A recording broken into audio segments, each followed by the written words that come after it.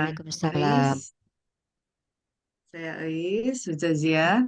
Eh, ini hanya saya sebenarnya eh, ingin memaparkan, tapi sahabat-sahabat semua sudah memahami eh, anak kebutuhan khusus sepertinya ya. Kita hanya memberikan guidance-nya saja untuk diskusi kita kali ini. Ya, oke. Kita berbicara tentang tumbuh kembang.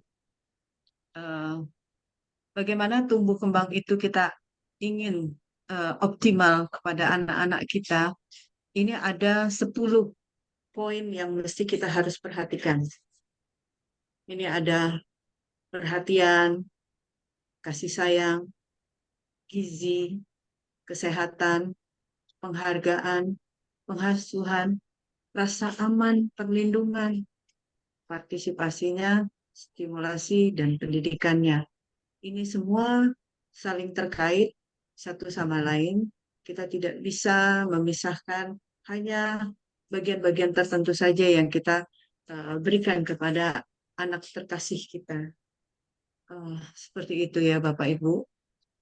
Dari perhatian kita mesti harus memperhatikan tumbuh kembangnya, emosinya, secara psikologinya.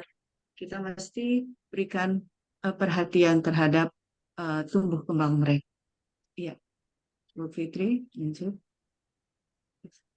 Nah, dari tumbuh kembang dari Depkes ya, kita bagi dua antara tumbuh dan berkembang.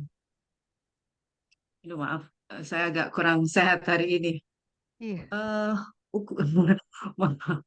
Eh, Tumbuh itu merupakan ukuran ya, ada ukurannya, dia lebih besar dari kecil menjadi besar, dimensinya dari dia kecil menjadi besar, eh, volumenya gitu ya, lalu organnya juga demikian, dia bertumbuh.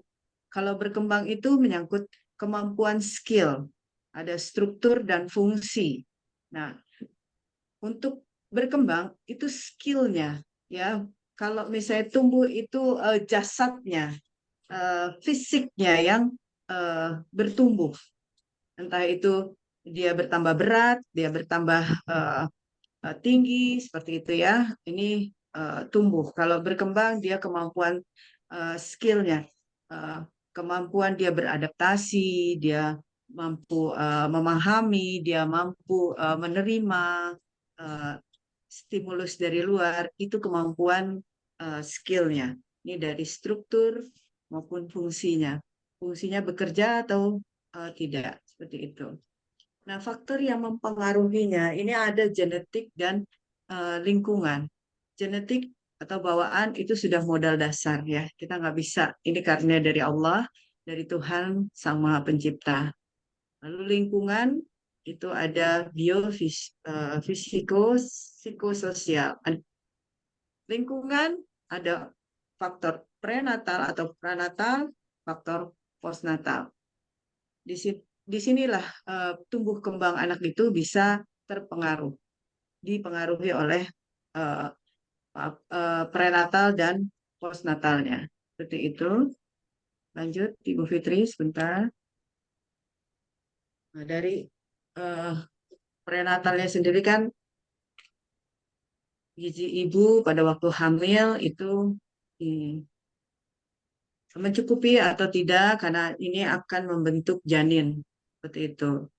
Lalu mekanisnya ada trauma atau tidak, benturan dan segala macam, cairan ketuban dari struktur organnya ya, eh, bagus atau tidak, posisi janin, tali pesnya, dislokasi atau tidak di tulang panggul dan lain-lain. Nah, toksit ini eh, ada zat kimia, ada obat-obatan.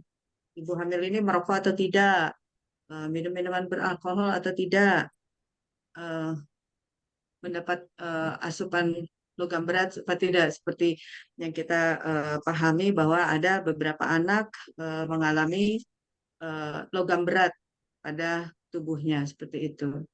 Lalu hormon-hormon, ada radiasi, ada infeksi. Ini dari faktor lingkungan juga ya, radiasi. Infeksi, ada stres, ada imunitas, anoksia embrio atau oksigenisasi.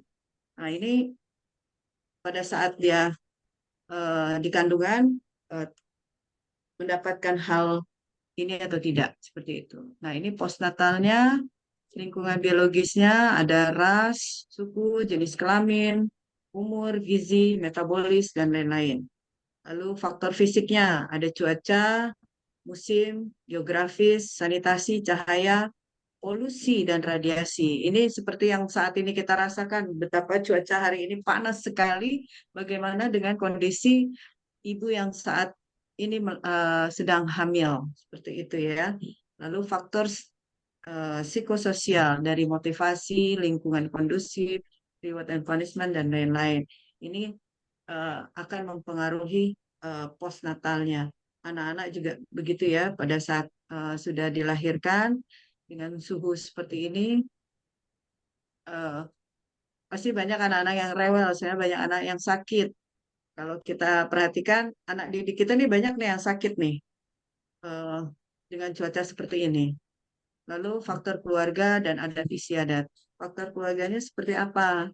Dia legaliter atau tidak gitu ya, adat istiadatnya mengkungkung atau eh, apa namanya membebaskan seperti itu. Ini faktor-faktor lingkungan pada saat postnatal.